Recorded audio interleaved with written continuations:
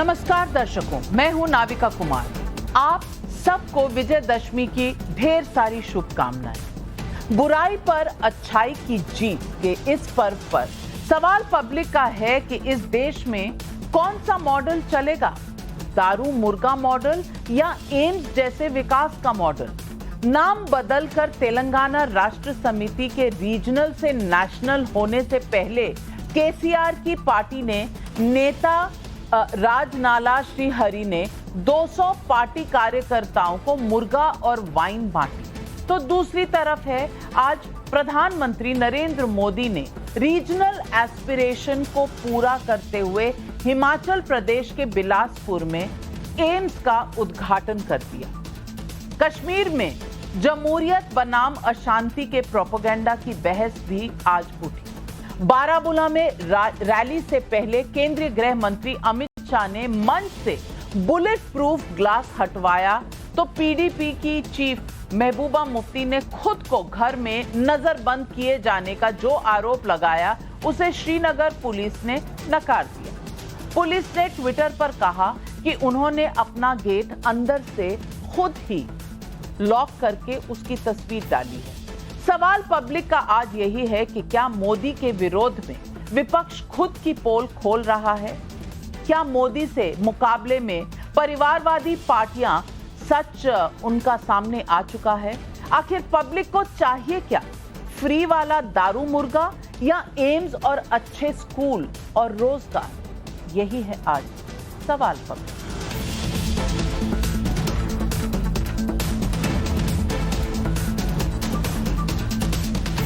तेलंगाना राष्ट्र समिति का नाम आज से बदलकर भारत राष्ट्र समिति हो गया है। तेलंगाना के राष्ट्रवाद के पूते राजनीतिक पहचान बनाने वाले केसीआर चंद्रशेखर राव यानी केसीआर पिछले कुछ अरसे से 2024 में प्रधानमंत्री मोदी के चैलेंजर की तौर पर खुद को सामने रखने की कोशिश कर रहे हैं। लोकतंत्र में उन्हें ये अधिकार भी है कि वो अपना राजनीतिक दायरा बढ़ाएं, लेकिन जनता को यह पूछने का अधिकार है कि उनके नेशनल प्लान में आखिर है क्या? क्या वही दारू मुर्गा मॉडल जिसके ऊपर मैंने जिक्र किया था और जो बीजेपी ने उठाया है कई प्लेटफॉर्म्स पर, या फिर परिवारवाद? केसीआर ने पार्टी की कमान पहले ही अपने बेटे केटीआर को सौंप दी है। केटीआर पार्टी के वर्किंग प्रेसिडेंट हैं, तो उधर केसीआर ने जब अपनी पार्टी का नाम बदला तो इस मौके पर विपक्ष का जो सबसे बड़ा चेहरा मौजूद था वो थे जेडीएस नेता एचडी कुमारस्वामी। कुमारस्वामी की राजनीति भी परिवारवाद के बूते पर आगे बढ़ी है। अब विपक्ष के मुकाबले प्रधानमंत्री नरेंद्र मोदी का राजनीतिक अप्रोच देखिए। उन्होंने आज हिमाचल प्रदेश के बिलासपुर में 1470 करोड़ की लागत से ये एम्स पब्लिक को सौंपा।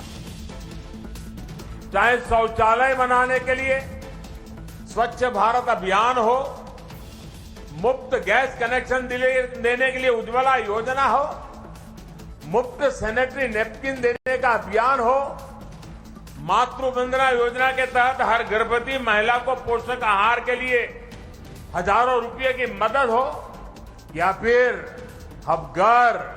हर घर जल पहुंचाने का हमारा अभियान हो, ये सारा मेरी माताओं बहनों को सशक्त करने वाले काम हम एक के बाद एक करते चले जा रहे हैं। माताओं बहनों बेटियों का सुख सुविधा सम्मान सुरक्षा और स्वास्थ्य डबल इंजन की सरकार की बहुत बड़ी प्राथमिकता है।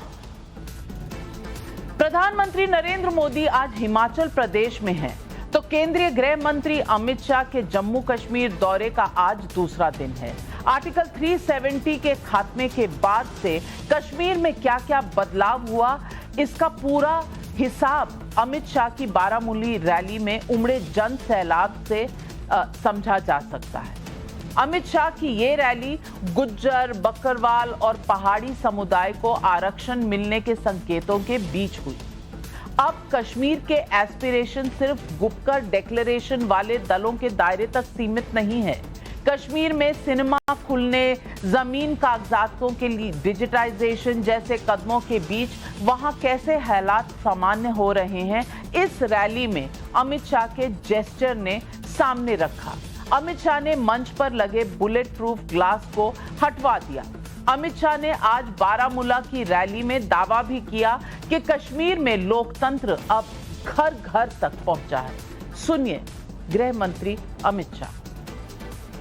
जो परिसीमन किया, डिलिमिटेशन किया, ऐसे किया था कि आप कुछ भी करो, ये 3 परिवार के लोग ही चुनकर आएंगे।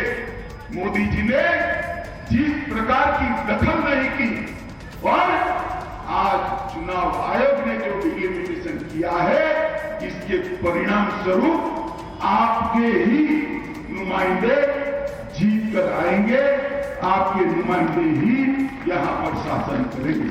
मुझे सलाह देते, जिन्होंने 70 साल तक यहां राज किया, वो लोग सलाह देते हैं पाकिस्तान से बात करो। मेरा स्पष्ट मत है, मैं पाकिस्तान से बात करना नहीं चाहता। मेरे बारामूला के गुंजर पहाड़ी और बकरवाल भाइयों को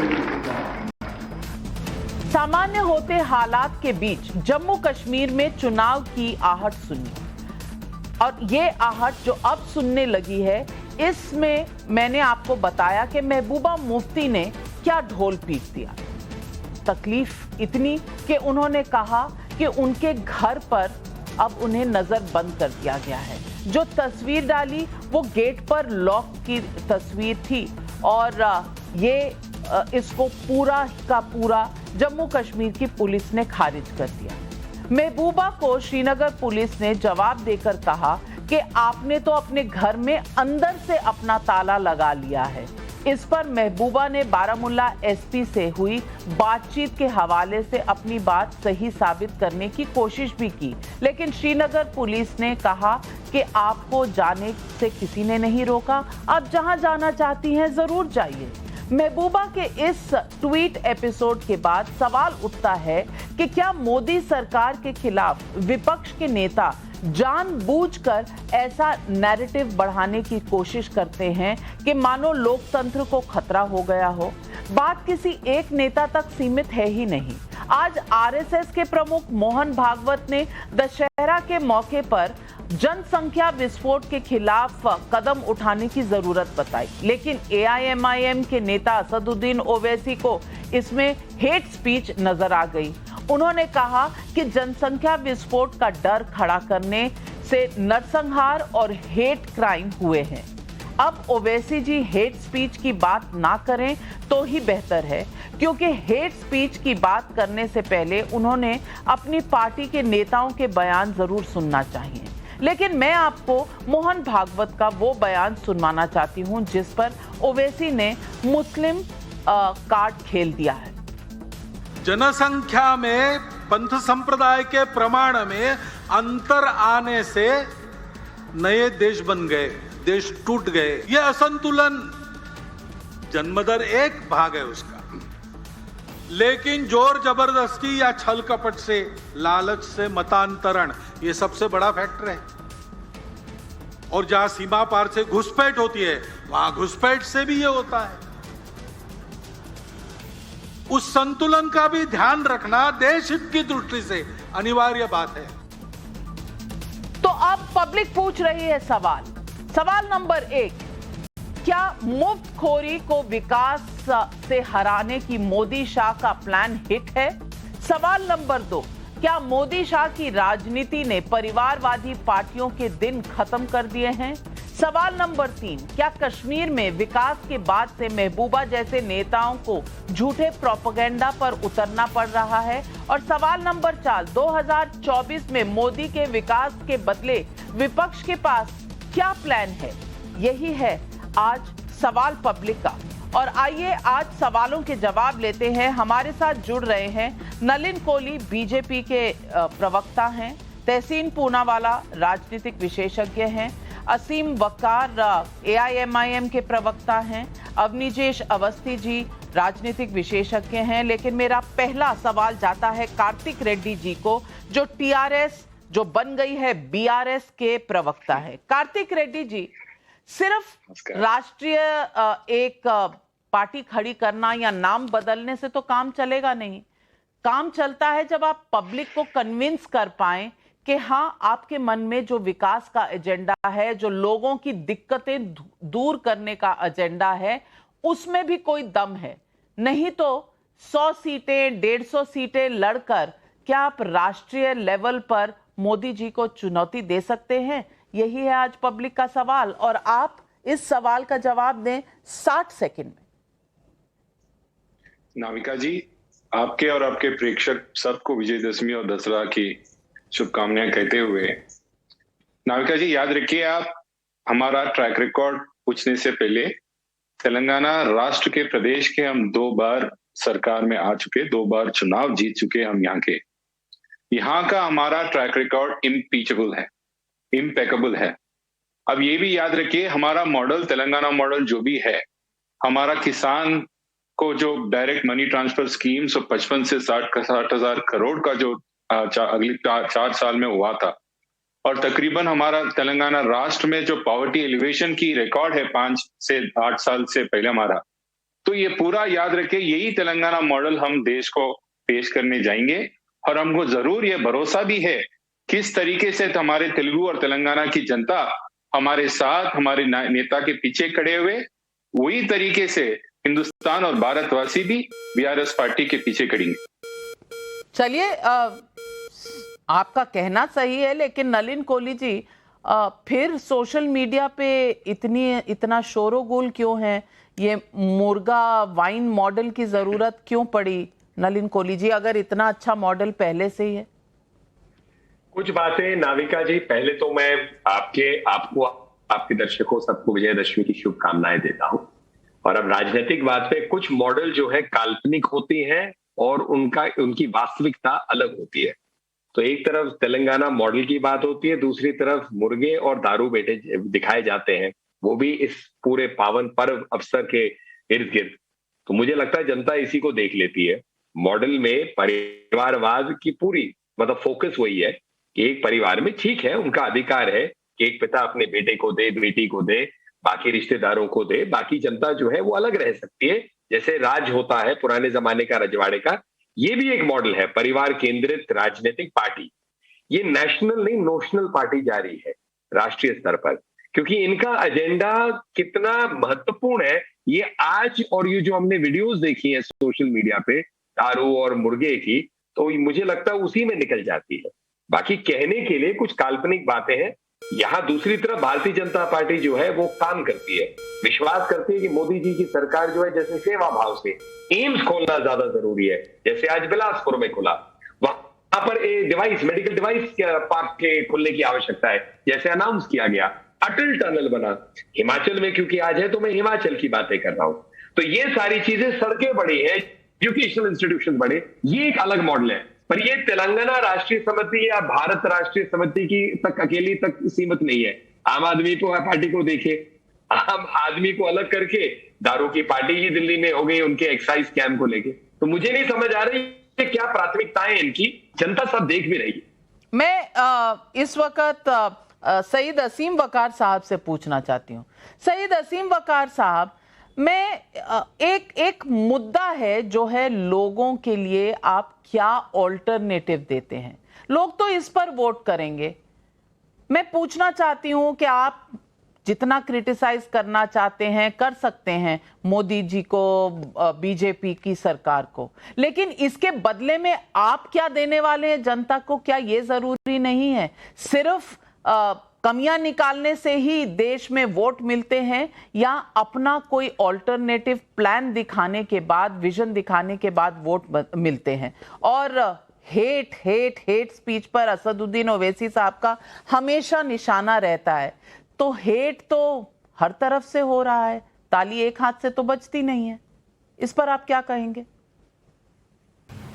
नलिन कोहली साहब बोल रहे थे, मैंने बहुत गौर से सुना, ब्रिलियंट आदमी हैं, लेकिन सच्चाई ये है कि भारतीय जनता पार्टी को जो वोट मिल रहा है वो किसी भी तरह से पूरे राष्ट्र में कहीं भी विकास के नाम पर नहीं मिल रहा है। पहली बार जब आप सत्ता में आए तो गुजरात मॉडल के नाम पे आए। गुजरात मॉडल क्या है? ये आपको भी पता है, हमें पता है, नाविका जी आपको भी पता है कि व्हाट इज गुजरात मॉडल।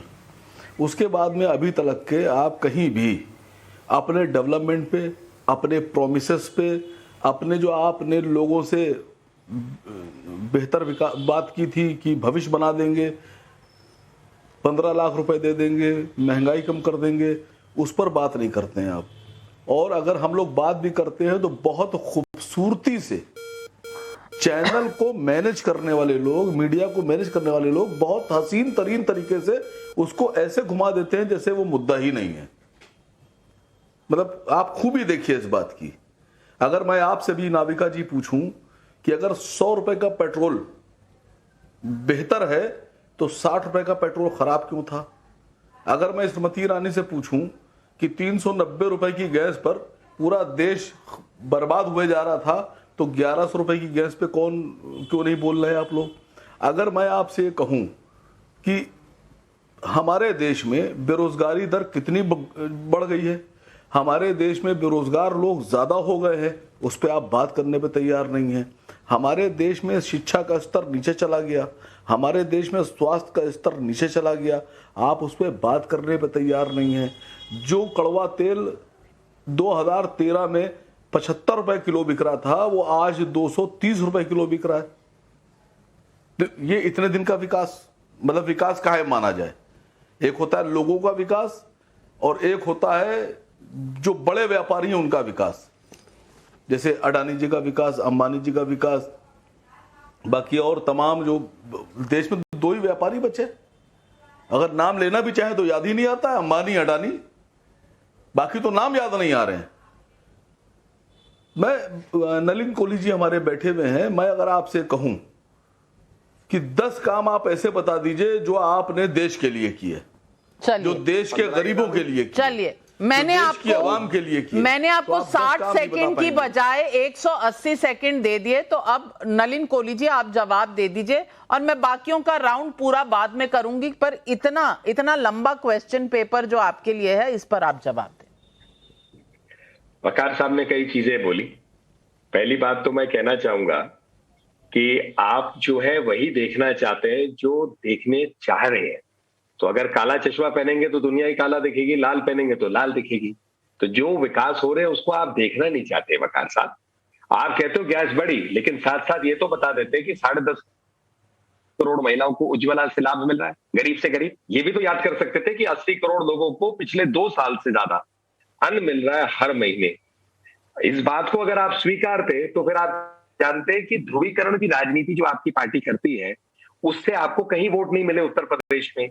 आज लाभार्थियों का, बेनिफिशियरीज का एक बात है। सुन लीजिए, मैंने 3 मिनट से शांति से सुना भाई साहब। नहीं सर, मैं ये कह रहा हूँ आपने जो अभी नहीं जिसको आप सर सुनिए सर, खत्म कर लो अपनी बात। सर एक लाइन बोल दूं सर आपसे, अरे 2 लाइन बोलिएगा मेरे बोलने के बाद। नहीं आपने सर ये कहा कि 80 करोड़ लोगों को आप राशन दे रहे हैं। एक मिनट मैं दोनों तरफ शांत कर रही हूँ। सईद असीम वकार साहब, आपने बोला, आपने सवाल पूछे, वो जवाब दे रहे हैं। जैसे उनका जवाब खत्म होगा आप रिबट करिएगा। नलिन कोहली जी अपनी बात समाप्त करें। नहीं मोहतरमा, एक लाइन का जवाब चाह रहा था, एक लाइन और बोलना चाह रहा था, एक लाइन बोलना चाह रहा था। ननिल भाई बहुत समझदार आदमी है। आपने कहा 80 करोड़ लोगों को राशन दे रहे हैं और हम इसको इस तरह देखते हैं कि आपने 80 करोड़ लोगों को फकीर बना दिया, आपने 80 करोड़ लोगों के हाथ में कटोरा थमा दिया, आपने 80 करोड़ लोगों को भिखारी बना दिया। जो देश 80 करोड़ लोग अपना रोजी रोजगार खुद कमा रहे थे, अपनी रोटी कमा रहे थे, आपने उन सबको भीख मांगने में मजबूर कर दिया। नजरिया है, आपकी नजर अलग, मेरी नजर अलग। हाँ, चलिए जवाब दीजिए नलिन कोहली जी, जवाब दीजिए नलिन कोहली जी, जवाब। खेल इस नजरिए का है, खेल सारा इस नजरिए का है, तो नलिन कोहली जी जवाब दीजिए। मैंने तो शुरू में ही कहा, चश्मा जैसे देखे, हम व्यक्ति को देखते हैं कि कहां उसकी कमी है, उसको पूरा कैसे करें। ये है मॉडल। आप उसे देखते भिखारी के रूप में, क्योंकि पहले यही चाहते थे सरकार दे, उनको खड़ा ना करे। मैंने तो आपको सिर्फ 3 चीजें गिनाई और आप इतने उतारने हो गए। मैंने तो अभी तक बताया नहीं। ये बताइए लोगों को भिखारी कैसे बनाया जब 45 करोड़ लोगों के बैंक अकाउंट खुले? क्यों नहीं खुले 70 साल में बैंक अकाउंट? उन बैंक अकाउंट में पैसे डायरेक्ट जाते, पहले जाते थे ना नाम के लिए। लोगों तक पहुंचता ही नहीं था। राजीव गांधी के जमाने से 15 पैसे पहुंचने वाली बात होती थी 1 रुपए में, आज सीधा पहुंचता है, ना बिचौलिया है ना गलत आदमी के पास जाता है, जो चीज जिसको चाहिए उस तक पहुंचती है। तो यहां देश में जिनको आवश्यकता है उन तक बात पहुंचती है। इसका ये अर्थ नहीं है कि उनके लिए विकास नहीं हो रहा। आप बताइए, जिसको हम कहते हैं इज्जत घर, एक टॉयलेट एक महिला के लिए बन नहीं सकता था? क्यों नहीं बन सकता था? क्या इतनी बड़ी बात है? मकान जो दिए गए आप लगभग 1.5 करोड़ 1.25 करोड़, क्यों नहीं हो सके? 2, 2.5, 3 लाख रुपए जो मिलते हैं लाभार्थियों को, उनको क्या गरीब बनाया गया, कटोरा बनाया गया? आप 70 साल से उनको इस स्थिति पे लाई गई जहां पर वो बिल्कुल अपने आप को हताश पा रहे थे। आज उम्मीद उन्हें दिखती है नरेंद्र मोदी और भाजपा के मॉडल से, और उस उम्मीद से ही वोट मिल रहे हैं। आप क्या मानते हैं कि हर बिल्कुल, और यही सवाल मैं तहसीन पूनावाला जी से पूछना चाहती हूं। तहसीन पूनावाला जी, 2014 में 8 ऑल इंडिया इंस्टीट्यूट्स थे, आज 20 हैं। 12 में से 11 जो हैं वो ऑपरेशनल हैं। आज 5G है, आज बुलेट ट्रेन की हम कोशिश कर रहे हैं कि वो एक सपना साकार हो जाए। हम आज LCH कॉम्बैट हेलीकॉप्टर्स हैं हमारे पास राफेल है। आप हर फील्ड में देखिए। हाँ, अगर आपको मुश्किलें गिननी है, हाँ प्राइस हाई है, हाँ पेट्रोल के दाम बढ़े हैं, हाँ बेरोजगारी है, लेकिन मुसीबतें तो थीं। एक प्लान दिया था, एक विजन दिया था मोदी जी ने, और उस पर उनको 2 बार चुना गया है। मैं पूछना चाहती हूं, अब 2022 में, 23 में, 24 में लोग आपका ऑल्टरनेटिव विजन पर वोट देंगे, या सिर्फ जो आप क्रिटिसाइज करते हैं और आप खामियां निकालते हैं उस पर वोट मिलेगा? क्योंकि खामियां तो राहुल गांधी रोज निकालते हैं। भारत जोड़ो यात्रा में भी रोज यही स्पीच होती है। लेकिन भाई साहब, आप आएंगे तो करेंगे क्या, ये बताइए ना, तभी तो लोग इस देश के डिसाइड करेंगे कि किसका मॉडल बेहतर है। जवाब दीजिए। नमस्कार नाविका जी, आपको, सभी दर्शकों को, सभी फेलो पैनलिस्ट को दशहरा की ढेर सारी शुभकामनाएं। नाविका जी, आज का दिन बहुत पावन दिन है, इसलिए मैं सोचता हूं कि मुझे ज्यादा इस पे आलोचना नहीं करनी चाहिए वर्तमान सरकार की, लेकिन काम ही वर्तमान सरकार ऐसी करती है कि वो आलोचना के सिवाय कुछ कर नहीं सकते। अब आपकी आपत्ति थी टीआरएस की, मैं टीआरएस का कोई समर्थक नहीं हूं, मैं उनके विपक्ष हूं कि वो मुर्गा बांट रहे, कम से कम वो तो सिर्फ मुर्गा बांट रहे थे। वर्तमान सरकार तो सारे देश को मुर्गा बना रही है। अभी आप देखिए इनके जुमले, कहते हैं कि इतना विकास हो गया, इतना विकास हो गया। विकास हो गया भैया, तो 1,64,000 लोग उन्हें आत्महत्या क्यों किया पिछले साल? मेरी डेटा नहीं, अमित शाह जी की डेटा है, अमित शाह जी की डेटा। और अमित शाह जी इतने पावन दिन पर जम्मू कश्मीर में जाकर इतना झूठ कहते हम पाकिस्तान से बातचीत नहीं करते। ट्रैक टू डिप्लोमेसी बिल्कुल चल रही है, हम चाहते पाकिस्तान से रिश्ता ना हो, लेकिन गृह मंत्री इतने पावन दिन पर झूठ बात करते। क्यों झूठ बोलना है? वो ये कहिए हमारा उनसे रिश्ता नहीं है, बातचीत चल रही है, अपनी आवाम से झूठ बोलना। और फिर मोहन भागवत जी जो देश को सिखाने को निकले। मोहन भागवत जी से मेरे 2 प्रश्न है। एक प्रश्न, अगर नालिन जी उसका उत्तर दे दे, आरएसएस ने आज तक क्यों कोई ओबीसी या दलित फेलो सिटीजन को आरएसएस का मुखिया नहीं बनाया? पहली बात। दूसरी बात, महिलाओं को लेकर आरएसएस ने क्यों कभी महिलाओं को बीजेपी का अध्यक्ष नहीं बनाया? क्योंकि ये महिलाओं के और ओबीसी और एससी वर्ग के खिलाफ है, वरना किसी एससी फेलो सिटीजन को बना दे। और एक लास्ट चीज से मैं अपनी बात समाप्त करता हूं। जो वर्तमान सरकार देश को मुर्गा बना रही है, वो ये बताए कि अगर इतनी प्रगति हो रही है तो 40 साल से सबसे ज्यादा बेरोजगारी आज हमारे मुल्क में क्यों है? इसका उत्तर दे दे। सबको दोबारा से दशहरा की ढेर सारी शुभकामनाएं। आप ही बना देते। प्रियंका गांधी वाड्रा बनना चाहती थी कांग्रेस की अध्यक्ष, आप बना नहीं रहे। मिनिस्टर बना, मैं करूंगा, और इस चीज को आप नोट। प्रियंका गांधी वाड्रा को बना देते, परिवार में से ही हैं, फिर भी नहीं बना रहे आप उन्हें। तो अपनी ज्येष्ठी जवाब दीजिए। बहुत से मुद्दे उठाए हैं तहसीन पूनावाला जी ने, जवाब दीजिए। नाविका जी, नलिन जी ने काफी कुछ जवाब दिए हैं। मैं सैयद असीम वकार और तहसीन पूनावाला की बातों का जवाब देता हूं, बीच में ना कोई बोले, मेरा बस ये निवेदन है। बात यह है कि जहां पर आप कहते हैं ना कि दलित को, ओबीसी को अध्यक्ष नहीं बनाया, चेयरमैन नहीं बनाया, आप संघ में कभी जाएंगे तो यही नहीं मालूम चलेगा कि किस व्यक्ति की जात क्या है, वो किस बैकग्राउंड से आता है, अमीर है, गरीब है, कुछ मालूम नहीं चलता। आप कभी गए नहीं ना वहां पर। लंबे समय तक लोगों को ये मालूम ही नहीं चला। एक बार संघ के किसी कार्यक्रम में कुछ नाम लिखना था और वहां पर कुछ फॉर्म भरना था और उसमें लिखना था कि आपकी आय क्या है, तब मालूम चला कि अच्छा आप ये हैं, इतनी आय है, वरना मालूम नहीं चलता। सैयद असीम वकार, आपको अंबानी अडानी याद आता है, मुझे 70 के दशक की याद आती है जब लोग कहा करते थे टाटा बिरला की सरकार है। ये कोई नई बात नहीं है, ये जुमलेबाजी जो है ना कि दो लोगों की सरकार है। आप ले लीजिए 5G, आप एयरपोर्ट खरीद लीजिए ना, आपके पास पैसा, आप लीजिए, आप बिड लगाइए, ओपन बिड होती है, आप ले लीजिए, आप लेंगे नहीं, एक बात। तीसरी बात नाविका जी, बात यह है कि अभी भी जो लोग नरेंद्र मोदी से 1970 के दशक के हिसाब से व्याकरण से राजनीति करना चाहते हैं वो फेल होंगे, फ्लॉप होंगे। नरेंद्र मोदी 2002 के पश्चात लगातार अगर गुजरात में लगातार सरकार बना रहे हैं तो ये लोग सोचने तक को तैयार नहीं है। ये लोग चाहते हैं कि हमें बहुत शॉर्टकट से कुछ ना कुछ उल्टे सीधे आरोप लगा करके नरेंद्र मोदी को डिस्प्लेस किया जाए। नरेंद्र मोदी इनसे 10 कदम आगे चलते हैं। उनके लिए इस बात का महत्वपूर्ण नहीं है कि दारू और शराब और मुर्गा दे करके मैं वोट ले लूं। उन्होंने साफ कहा कि इस देश की जनता को साथ रख करके उसको कर्मशील बनाना है। देश का प्रत्येक नागरिक इस देश के विकास में अपनी भागीदारी को समझे और उसका पालन करे।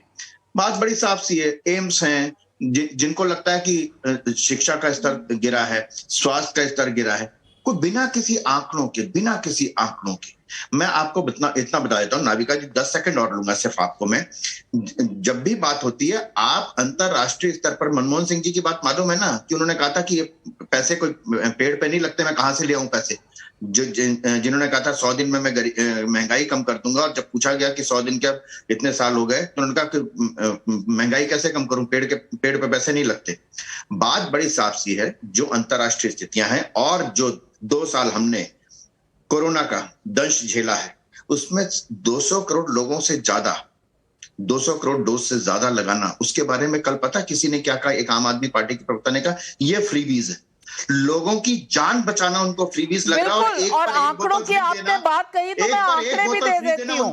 हेल्थ बजट 2012-13 में अगर हेल्थ बजट था 25,000 करोड़, तो अब 2019-20 में ये 62,500 करोड़ है। और जब वो 25,000 करोड़ था ना, तब 82% यूज होता था। अब 62,000 करोड़ है तो 100% यूज होता है। तो एक ये बात थी। इसके अलावा एम्स जो खुले तो खुले 157 नए कॉलेजेस, मेडिकल कॉलेजेस बन रहे हैं ताकि बच्चों को यूक्रेन जाके, रशिया जाके नहीं पढ़ना पड़े, इस देश में पढ़ लें। सईद असीम वकार, आपको ये भी लगता है सब मजाक है, सब गलत आंकड़े हैं और बस इस देश में जब मोदी जी जाएंगे तभी कहीं यहां पर तरक्की होगी? नहीं, देखिए अवनीजेश अवस्थी जी बोल रहे थे अभी। अब लोग इनको प्रोफेसर और लेक्चरर कहते हैं, पता नहीं, मुझे समझ में नहीं आता क्या पढ़ाते हैं। जब डॉलर 58 रुपए और 60 रुपए था तो उस वक्त मोदी जी देश की इज्जत और अस्मिता को गिराए दे रहे थे कि जब डॉलर और रुपए का रेट गिरता है, रुपया और डॉलर बढ़ता है तो इज्जत गिर जाती है और अस्मिता गिर जाती है। अवनीजेश अवस्थी से पूछे कि आज 81 रुपए 88 पैसे चला गया। मैं जवाब दूंगा। इज्जत बढ़ी देश की, गिर गई? मैं जवाब दूंगा नाविका जी। दूसरी बात, आपने कहा कि जाइए, नहीं, आपने कहा जाइए और एयरपोर्ट ले लीजिए, पैसा बिड लगाइए। अडानी को सरकार अपने जो उनके रिजर्व कोटा है उसमें से आधे से ज्यादा का लोन दे चुकी है। दिलाइए, आप मुझे लोन दिलाइए, मैं भी ले लूंगा। और अगर आपको बड़ी क्षमता देखना है अडानी की, तो भारत सरकार अगर अभी ऐलान कर दे कि 15 दिन में अडानी जी सारा पैसा वापस कर दे, तो सारी अमीरी और सारा व्यापार सब देश देख लेगा कितने बड़े व्यापारी हो, कितना पैसा उनके पास है। नहीं, आप दीजिए, मुझे लोन दीजिए, मैं भी ले लूंगा। तो ले लीजिए ना, मुद्रा स्कीम है, तमाम बैंक दे रहे हैं, इसमें किसी को देने की क्या जरूरत है? प्रोजेक्ट बनाइए, जाइए, प्रेजेंट करिए, बोर्ड डिसाइड करेगा, ले लीजिए लोन। मेरा नाम लिया है, मैं जवाब दूंगा। सैयद जी, अवनीजेश अवस्थी जी जवाब दीजिए। सैयद वकार साहब, देखिए पूरी बात नहीं हो पाई। वकार साहब सुन लीजिए ना, आपने बोल लिया, पूरी बात नहीं हो पाई। आपने बोल लिया, आप सुनने की भी तो सुनिए सुनिए, सुनने की कुव्वत रखिए सुनिए सर बात। अरे आपने तो बोल लिया ना, आपका टाइम निकल गया। जवाब सुन लीजिए, दूसरा मुद्दा बाद में उठाइएगा। पहले वाले मुद्दे पर जवाब अवनीजेश अवस्थी जी का। अब ये 15 मिनट वालों का टाइम रह नहीं गया दरअसल, अब निकल गया आपका टाइम। अब सुनिए, अब आप सुनिए, जो मैं पढ़ाता हूं दिल्ली यूनिवर्सिटी के कॉलेज में, जो पाठ्यक्रम है वही पढ़ाता हूं। आप चाहे तो कभी क्लास में आकर के बैठ जाइएगा, आपका भी कुछ ज्ञान अर्जन हो जाएगा आपको। दूसरी बात मैं आपको बता दूं कि आप अंतरराष्ट्रीय स्तर पर देखिए, अरे मुझे साहब माइनस, सुनिए ना, मुझे मालूम था कि आपको, अरे भैया मत, मुझे आपका ज्ञान अच्छा नहीं सर। अच्छा, बिना आए प्रेजेंट दे दूंगा आपको, बिना आए, अरे बिना आए आपको मैं बिना आए आपकी प्रेजेंट लगा दूंगा, मैं साथ ना बैठूं। सुनिए नाविका जी, पूरे अंतरराष्ट्रीय स्तर पर सबसे कम डेप्रिसिएशन इंडियन करेंसी का हुआ है। 23, 24, 25, 30% तक करेंसी का डेप्रिसिएशन हुआ है अंतरराष्ट्रीय स्तर पर। ये जो मूल्य होते हैं ना, आपको लगता है ये अंतरराष्ट्रीय स्तर पर तय होते हैं, इसका राष्ट्रीय नीति से कोई लेना देना नहीं है, ये आपको मालूम नहीं है। आपको बात तो ये है कि यहाँ पे आपको जुमला बोलना है, आपने 15 मिनट की बात करनी है, 15 मिनट से ज्यादा आपको बात नहीं करनी, 15 मिनट वाली बात से ज्यादा आपको बात नहीं करनी। औरंगजेब की मजार पे जाकर के, औरंगजेब की मजार पे जाकर के आप वहां पे बर्सियां पढ़ते हैं जाकर के, आपका काम ये है, आप वो काम करते रहिए, आप वो काम करते रहिए, आप काम करते रहिए। लोगों ने, जनता ने आपको अच्छी तरह पहचान लिया है। उत्तर प्रदेश में भी निकले थे आप, बाकी सब जगह भी निकले, आप खूब निकले, आपको शुभकामनाएं। आप इसी 15 मिनट वाली अपनी नीति के हिसाब से पूरे देश में चक्कर लगाते रहिए। 15 मिनट पुलिस हटा लो, देखते हैं हम क्या करते हैं, ठीक है ना। चलिए आप बाहर चलिए। मैं पब्लिक के सवाल आ रहे हैं, पब्लिक के सवाल रखना चाहती हूं। कानपुर से गौरव सेंगर का सवाल है। मेरा सवाल केसीआर समेत विपक्षी दलों के सभी नेताओं से है कि क्या आप दारू मुर्गा बांटकर, फ्री की रेवड़ी का ऐलान कर या पार्टी का नाम बदलकर नरेंद्र मोदी और अमित शाह के दमदार काम को टक्कर दे पाएंगे? कार्तिक रेड्डी जी जवाब दीजिए। नाविका जी, मैं कल से देख रहा हूं ये मुर्गी दारू का बहुत बड़ा डिस्कशन चल रहा है। आप पहचानिए व्यक्ति का कौन है? वो एक सामान्य कार्यकर्ता है टीआरएस पार्टी के। उनका खुशी दिखाने में कुछ अलग तरीके से दिखा दिया, बस वही गलती पूरा केसीआर, टीआरएस और तेलंगाना राष्ट्र पे लगाया जा रहा है। इसका मैं खिलाफ करता हूं। देखिए हमारा, मैं पहले बता चुका हूं आपको कि हमारा भी एक ट्रैक रिकॉर्ड है। हम 10 साल 8 साल से तेलंगाना राष्ट्र में, प्रदेश में, तो राज्य की पार्टी से नेशनल पार्टी हो गए, तो आपका कार्यकर्ता भी तो नेशनल मॉडल लेके आया है ना दारू और मुर्गे का। आप तो सिर्फ हमको दारू और मुर्गी पार्टी उसी अल्फाज से बात कर रहे हैं। मैं तो सोशल मीडिया में देख रही हूँ सर, मैं तो सोशल मीडिया में देख रही हूँ। मैं इसका खिलाफ करता हूँ, मैं इसका आलोचना करता हूँ। ये ठीक बात नहीं है नाविका जी। वी शुड टॉक बियॉन्ड मुर्गी एंड दारू। What is this? और एक बात, साफ साफ रेवड़ी की भी बात हो गई। There is some issue with the audio, let me finish what I was trying to say. रेवड़ी की बात हो गई नाविका जी, हम करे तो रेवड़ी और बीजेपी पार्टी करे तो सेवा। अभी अनिल जी बता रहे थे कि हम 80 करोड़ भारतवासियों को हम रेशन दे रहे हैं, खाना पेट भरने और मैं ये भी बात बताना चाहता हूँ, किसान मंत्री सम्मान निधि की भी बात हो रही थी, वो क्या हो गया? उत्तर प्रदेश में जब चुनाव जीतना था, अमित शाह जी आ गए और बोले हम फ्री करंट दे देंगे अगले 5 साल के। वो क्या रेवड़ी है? तो क्या है वो? हम करे तो रेवड़ी, आप करे तो सेवा। ये सवाल, हम करे तो रजनीकांत। ये सवाल जायज सवाल है। नलिन कोहली जी इसका जवाब दीजिए। आप दें तो गरीब कल्याण योजना, ये दें तो रेवड़ी। ये कैसी बात हो गई? इसमें 2 बातें नाविका जी। पहले तो मैं, कार्तिक जी अच्छे प्रवक्ता हैं बीआरएस के, लेकिन उनकी भी एक आज दिक्कत है, विजुअल ही इतना खराब है कि दारू बांटी जा रही है और मुर्गी, तो और किसी चीज की अगर बात होगी तो कौन उस पर विश्वास करेगा। और ये भी उनके मॉडल की कमी दिखाती है कि आज के दिन अगर उनको बड़ी चीज करनी थी और कुछ सोच ही नहीं पाए, यही सोचे कि मुर्गी बांट लो, दारू की बोतल बांट लो। क्या है? ठीक है ना, 1 minute Kartik ji, I heard you. So I mean, I'm saying, in fairness to you, it's a difficult position to be in when you are launching a party and this is the only icon that you can put out. एक bottle दारू की और एक मुर्गी। अब आ जाते हैं आपके प्रश्न पे, रेवड़ी और आपने कहा सेवा। देखिए कार्तिक जी, फर्क है। रेवड़ी होती है जब सरकार काम नहीं करती है, मुफ्त में देती है, जिससे इकोनॉमी खत्म हो जाती है। और सेवा होता है जब अर्थव्यवस्था को मजबूत करके दिन रात उसको अपने डोलड्रम से निकाल के अच्छा करके साथ में गरीबों का ख्याल कर रहे हैं, बस इतना ही फर्क है। अगर मेहनत करते तो टीआरएस को और आज जो बीआरएस है, आपको दारू की बोतल मुर्गा नहीं देना पड़ता या मुर्गी नहीं देना पड़ता, तो आप जो है फिर उसको कह सकते थे कि शायद हम सेवा कर रहे हैं। To get a counter back. Navika ji, अच्छा, मैं अभी तक बता चुका हूं कि बार बार बस यही दारू मुर्गी के बीच में अटक गए बीजेपी और उनके सोशल मीडिया ट्रोल्स। मैं आपको समझा रहा हूं, देखिए तेलंगाना भी मॉडल एक है। प्रीवियस 8 ईयर से हमारा जो भी परफॉर्मेंस है आपके सामने है, हम कुछ छुपा हुआ कुछ नहीं है। तेलंगाना प्रदेश ऐसा एक राष्ट्र है जो हमारा GDP we punch twice our weight. हमारा पॉपुलेशन है तकरीबन 2.5% ऑफ द कंट्री, और हमारा we contribute more than 5% to this country GDP.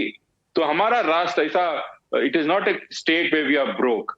मैं याद करना चाहता हूं ननिल जी और बाकी सब लोगों को, तेलंगाना राष्ट्र में राष्ट्र का भी डेवलपमेंट हो रहा है, उसका भी तरक्की हो रही है, और उसके साथ उनकी जनता का भी हो रही है। लेकिन कितनी सीटें लड़ेंगे? 540 में से कितनी सीटें लड़ेंगे? कैंडिडेट कौन है वो भी पूछ लीजिए।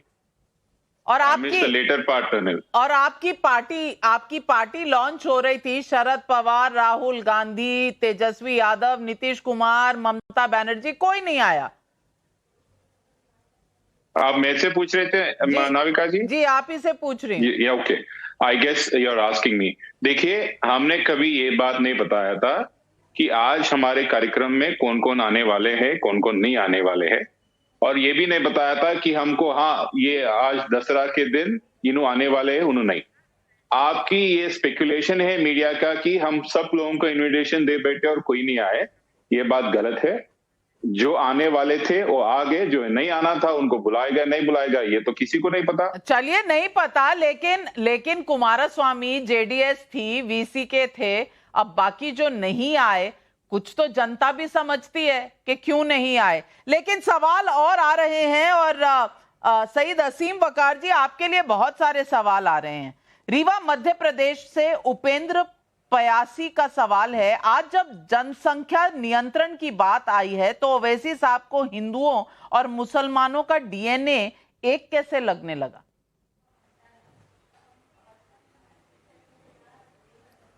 नहीं, वो ओवैसी साहब ने तंज किया है, वो टॉन्ट की है। और मैं तो उस पर बोलूं कि मोहन भागवत साहब जो बोल रहे हैं, आप डीएनए की बात करते हैं। अभी भागवत साहब ने बयान दिया कि वो जो उदयपुर में, राजस्थान में जो मर्डर हुआ कन्हैया का, वो गलत है। हम भी कहते हैं गलत है, आपसे पहले हमने निंदा की। और फिर उन्होंने कहा कि मुस्लिम संगठनों ने इसका विरोध किया। बिल्कुल किया, मुसलमानों से सीखिए। आपको आरएसएस को ट्रेनिंग लेना चाहिए कि हम गलत को गलत और सही को सही कहते हैं। लेकिन उसी राजस्थान में जब पहलू खान का मर्डर हुआ, रकबर का मर्डर हुआ, उसी राजस्थान की बात कर रहा हूं जहां अफराजुल को मारा गया, जिंदा जलाया गया, वहां पर आप आरएसएस वाले नाम क्यों नहीं लेते हैं? आपको मुसलमानों से तो सेकुलरिज्म चाहिए, वो हम देते हैं, हम हैं सेकुलर, हम साबित करते हैं। लेकिन आरएसएस से जुड़े संगठन पहलू खान, रकबर और अफराजुल के मर्डर पर कातिलों के साथ खड़े हैं। लेकिन जब कन्हैया का मर्डर होता है तो हम सब कन्हैया के साथ खड़े हैं, हम सब कातिलों का विरोध करते हैं। सबने ये फर्क है हम में और आरएसएस में। सबने कन्हैयालाल के मर्डर का किया था। ये इंटॉलरेंस, ये जो कहते हैं भारत में इंटॉलरेंस बढ़ रही है, मैं पूछना चाहती हूँ, ये इंटॉलरेंस सिर्फ मुसलमानों के खिलाफ बढ़ रही है या हिंदुओं के खिलाफ भी? कन्हैयालाल क्या दर्शाता था? रामनवमी की पूजा के वक्त जो प्रोसेशन निकल रहा था वो क्या दर्शाता था? नहीं मैडम, आपसे मुझे शिकायत है। आप एक एंकर हैं, आप पार्शल नहीं हो सकती, आप पार्शलिटी की बात नहीं कर सकती। फैक्ट स्टेट आप कर रही हूं। एंकर हैं। फैक्ट आप स्टेट जब कर रही कन्हैया कुमार का नाम लें तो उसी राजस्थान में जो पहलू खान को मारा, रकबर को मारा, अफराजुल को मारा, कड़े शब्दों में निंदा मैंने की है। असीम वकार साहब, मैंने कड़े शब्दों में निंदा की है, इसमें कहीं दो राय नहीं है, क्योंकि हमें इंसान बनना है, मुसलमान या हिंदू नहीं बनना है, हमें पहले इंसान बनना है। नहीं, आरएसएस ने निंदा नहीं की उसकी, अवनीश जी जवाब दीजिए। ना बीएसपी ने की, ना बीजेपी ने की, जवाब दीजिए। शिकायत दर्ज की है सईद असीम वकार साहब ने, जवाब दीजिए। मुझे लगता है कि परम पूज्य भागवत जी का पूरा आपने आज भाषण सुना नहीं। उन्होंने कहा कि हिंदू संगठन, हिंदू ज्यादा मुखर होता है, अपने ही हिंदुओं द्वारा गलती किए जाने पर उसकी आलोचना करना, उसकी निंदा करना, उसके विरुद्ध खड़े होना। ये स्वयं भागवत जी ने नहीं करता है सर, आपको नहीं करता। सुन लीजिए ना बाप, अरे आपके कहने से थोड़ा होगा ना, आपने 4 नाम दिए, अरे मैं 2 नाम और जोड़ देता हूँ, नहीं होता ना, मैं तबरेज और मैं तबरेज और अखलाक का नाम भी जोड़ देता हूँ, लेकिन मेरे पास 118 लोगों की लिस्ट है। बात करते हैं आप, मेरे पास 118 लोग, 118 से ज्यादा लोगों की लिस्ट है जिनको सिर्फ हिंदू होने के कारण मारा गया, निंदा करते हैं, जिनको सिर्फ हिंदू होने के कारण मारा गया। कल तक कहते थे पीएफआई बैन क्यों नहीं करते, पीएफआई बैन क्यों नहीं करते, और जिस दिन बैन किया मुसलमान होने के कारण मारा गया, उस पे बात नहीं करेंगे। ऐसा बैन किया ना, नहीं, ऐसा बैन किया, मुसलमान होने के कारण मारा गया, उस पे बात नहीं 20 राज्यों में 90 जगह एक साथ रेड मार करके भागने का मौका भी ना मिले, जिनको सिर्फ मुसलमान होने के कारण उनकी जिस तरीके से प्रतिबंध किया जाता है। अब आप पीएफआई का जो टीएफआई और सीएफआई नहीं बना पाएंगे, ये मैं बता रहा हूं आपको मैं, कि किसी और नाम से जिंदा नहीं कर पाएंगे उसको। लेकिन मुद्दा इस वक्त ये है, और तहसीन पूनावाला जी, तहसीन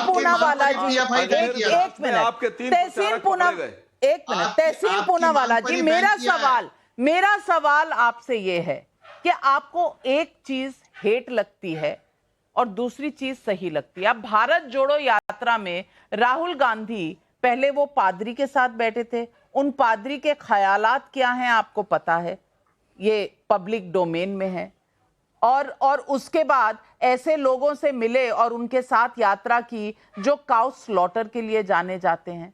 तो मैं पूछना चाहती हूं, ये किस तरह की संगत है और ये किस तरह का मैसेज है, ये किस तरह की कोशिश है भारत जोड़ने की, और क्या जब आप पब्लिक को मोदी का ऑल्टरनेट मॉडल दे रहे हैं तो क्या पब्लिक ये सब नहीं देखेगी?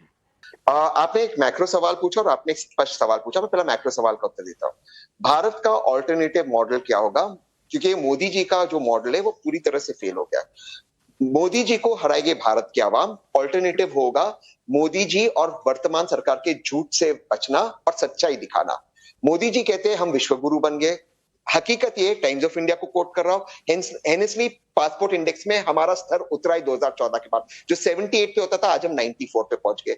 हम कहते हैं कि हम बहुत पावरफुल मुल्क बन गए, बिल्कुल दुनिया की 5th लार्जेस्ट जीडीपी बन गई, लेकिन बेरोजगारी और पहली बार 45 वर्षों में हमारी इकोनॉमी कॉन्ट्रैक्ट हो गई, यानी कि इसका जो फायदा हुआ है चुनिंदे लोगों को हुआ है, आवाम को इसका फायदा नहीं हुआ है। तीसरी चीज, बार बार हमें ये बताया जाता है कि मोदी जी के आने के बाद देश में खुशहाली फैली है, लेकिन कल के विजुअल से टाइम्स ने भी शायद चलाया था आपके सिस्टर चैनल्स में, पुलिस तालिबान की तरह लोगों को, जो अपराधी है उनको सड़क के बीच में पीट रही है। क्या इस तरह के जस्टिस को आप जस्टिफाई करते हैं? मोहन भागवत जी आज स्पीच दे रहे थे। मोहन भागवत जी है कौन? मैं सीरियसली जानना चाहता हूं। एक संगठन के वो अध्यक्ष है, उनकी स्पीच को हम गंभीरता से लेते। वो व्यक्ति कहते हैं आज की स्पीच में कि अंग्रेजी जानना जरूरी नहीं, इंपॉर्टेंट नहीं। जितने भाजपा के नेता है, इंक्लूडिंग ये अमित शाह का पुत्र जय शाह, इंक्लूडिंग जो बीसीसीआई में शेखों के साथ बैठता है, भारत का झंडा नहीं उठाता है, और मैं उसकी आलोचना नहीं करता, उनका क्या वहां बैठे बीसीसीआई में, उनके सारे बच्चे अंग्रेजी सीखते, अच्छे से अच्छे यूनिवर्सिटीज में जाते। क्यों हमारे बच्चे नहीं सीखे? नाविका जी आप एक मां है, मैं आपकी बहुत आदर करता हूं कि आपके बच्चों को अंग्रेजी नहीं सीखना चाहिए। भारत दुनिया में आईटी सुपर पावर बना अंग्रेजी की वजह से। अंग्रेजी एक ग्लोबल लैंग्वेज है और ये सीखना चाहिए। ये कहते हैं अंग्रेजी नहीं सीखना चाहिए, ये क्यों हमें वंचित करना चाहते हैं? मोहन भागवत जी हैं कौन? मोहन भागवत जी हैं कौन और क्यों सुने देश वाले उन्हें? नलिन कोहली जी इस बात का जवाब दे दीजिए। ऐसा है, मोहन भागवत जी के संगठन में जिसके वो सरसंघ चालक जी हैं, क्योंकि पर्सनल तो है नहीं, वहां सरसंघ चालक जी किसी एक परिवार विशेष से नहीं है, उसमें जितना काम करते हैं और वो जो सेवा भाव से काम होता है राष्ट्रीय स्वयं सेवक संघ में, तहसीन जी ये बात जो है कांग्रेसियों ने भी बुरे दिनों में माना है।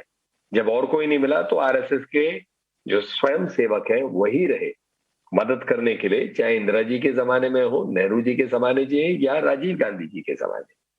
तो इसीलिए वो है कौन ये आपको शायद समझ नहीं आएगी, क्योंकि आप उन्हें राजनीतिक पहलू से देख रहे हैं।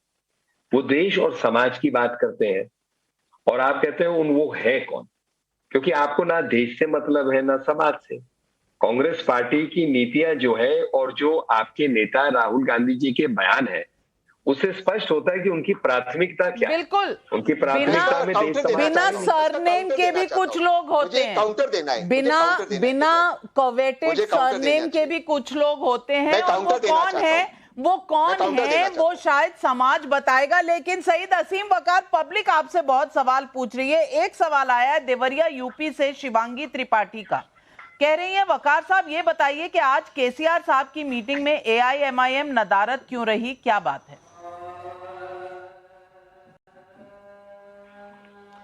नहीं, केसीआर साहब हम सरकार में साथ में नहीं है उनके। केसीआर साहब की पार्टी अलग है और हमारी पार्टी अलग है।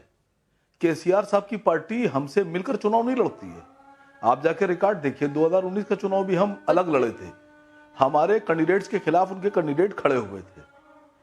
लेकिन तो आप पता नहीं क्यों एक मैसेज है, आई डोंट नो। नहीं तो इस बात को आप तस्दीक कर सकती हैं। कार्तिक रेड्डी जी, नए दोस्त बने नहीं, पुराने दोस्तों के बारे में गाया जा रहा है, दोस्त ना रहा। तो ये किस तरह का काफिला है? यहाँ लोग जुड़ नहीं रहे हैं, लोग बिखर ज्यादा रहे हैं, ये किस तरह का काफिला है? नाविका जी, आपका पहला प्रश्न जो था, ममता जी क्यों नहीं आए, नीतीश जी क्यों नहीं आए, हमारा वही चीज का ये हमारी पार्टी, मैं बोल सकता हूँ नाविका जी, उनकी पार्टी चुनाव अलग लड़ी। चलिए, टीआरएस का अपना उनका एक पार्टी का उनका फंक्शन था, तो उसमें पार्टी के ही लोग जाएंगे, उनकी पार्टी के लोग जाएंगे। अच्छा, और एचडी कुमारस्वामी उन्हीं के पार्टी से हैं। भारतीय जनता पार्टी के एचडी कुमारस्वामी एचडी कुमारस्वामी भी टीआरएस पार्टी के ही हैं शायद। मैं बोल सकता हूँ? बोलिए नाविका जी, कैन आई गो अहेड? जी बोलिए। नाविका जी, देखिए आपका पहला प्रश्न जो था, ममता जी क्यों नहीं आए, नीतीश जी क्यों नहीं आए, देखिए वो लोग भी हमारे दोस्त थे। किस तरीके से असद भाई भी हमारे दोस्त थे, जो हमारे मित्र पक्ष है, उनके खुद के काम होंगे या उनके कुछ और विचार होंगे। इसका उन पार्टी के ये प्रोग्राम से आने या नहीं आने से ये नहीं होता कि वो बीआरएस या पुराना टीआरएस से अगेंस्ट है। मैं नहीं ये मानता हूँ। असद साहब हमारे साथ है, हमारा फ्रेंडली पार्टी है, हैदराबाद से मैं हूँ, मैं बोल सकता हूँ कि असद साहब ये पार्टी से या कुछ खिलाफ तो कुछ। चलिए, तो ये है नजारा दर्शकों, और ये नजारा है, एक तरफ है नरेंद्र मोदी और अमित शाह, इनका है एक विकास का मॉडल।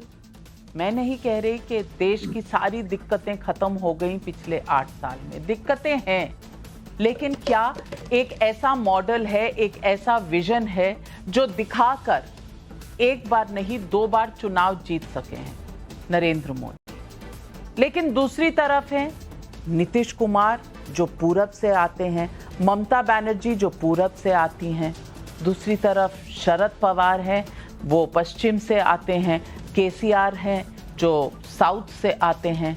तो तमाम लोगों की कवायद शुरू हो चुकी है बनने की प्राइम मिनिस्टर 2024 में। अरविंद केजरीवाल का अपना दावा है, कोई कहता है मुफ्त की रेवड़ी, कोई कहता है सेवा भाव, कोई कहता है एम्स जरूरी, मेडिकल कॉलेजेस जरूरी, कोई कहता है फ्री का पावर जरूरी, कोई कहता है बस हमें मोदी को हराना है। क्या मोदी हराओ मॉडल ही विपक्ष का मॉडल है? और दूसरी तरफ विकास जो मोदी दे रहे हैं। आज सवाल यही है, और मेरा नजरिया इस पूरे मुद्दे पर है कि 2014 में जब मोदी आए तो उन्होंने देश का यह विश्वास दिलाया कि वो एक नया मॉडल लेकर आ रहे हैं। 2024 में जब विपक्ष मोदी को हटाने की बात कर रहा है तो सवाल यही है कि उसके पास मॉडल कौन सा है, क्योंकि अब जनता ये नहीं सुनना चाहती कि बेरोजगारी इतनी है, महंगाई इतनी है, क्योंकि इन सब में कई तरह के इंटरनेशनल फैक्टर भी काम कर रहे हैं जो पहले शायद इतने प्रभावी नहीं होते थे। लेकिन ऑल्टरनेट मॉडल में कौन सी पार्टी क्या बदल देगी? कोई पार्टी का नाम बदल रहा है तो उससे क्या देश का फ्यूचर भी बदलेगा? मुद्दा इस बात का है, पब्लिक इस बात पर सवालों के जवाब ढूंढ रही है। मेरा नजरिया है कि इन सब के साथ आपको एक ठोस मॉडल पर पहले काम करना पड़ेगा। टीआरएस बीआरएस बन सकती है, लेकिन काम वही रहा और 100-150 सीट में चुनाव लड़के आप दावा पेश करेंगे तो शायद ये ऑल्टरनेट कम से कम पब्लिक को कन्विंस नहीं कर पाएगा। लेकिन अभी तो शुरुआत है, आगे आगे देखिए होता है क्या, कौन सा मॉडल चलेगा। यही है आज सवाल पब्लिक का। मेरे साथ जुड़ने के लिए सवाल पब्लिक का शो पर आपका बहुत बहुत धन्यवाद। लेती हूं आपसे इजाजत, पर जाइएगा मत, क्योंकि यहां न्यूज़ अभी जारी।